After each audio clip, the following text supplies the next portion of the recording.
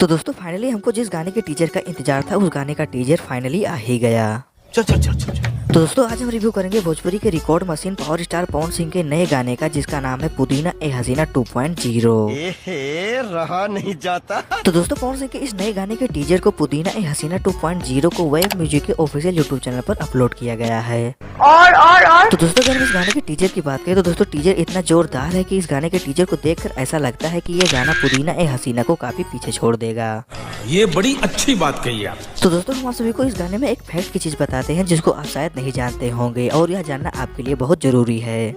अबे जल्दी बोल, कल सुबह पनवेल निकलना है। तो दोस्तों आपने पुदीना गाने में इस बंदे को तो देखा ही होगा जो तोतला बनकर पुदीना बेचता है और पवन सिंह के हाथों बार बार मार खाता है। और आप सभी में से ज्यादातर लोग ये समझ रहे होंगे कि ये बंदा तो ऐसे ही कोई है, ये तो खाली कॉमेडी ही करता है। लेकिन नहीं दोस्तों, आप इस बंदे को नजरअंदाज मत कीजिए क्योंकि यह बंदा इस गाने का वीडियो डायरेक्टर है।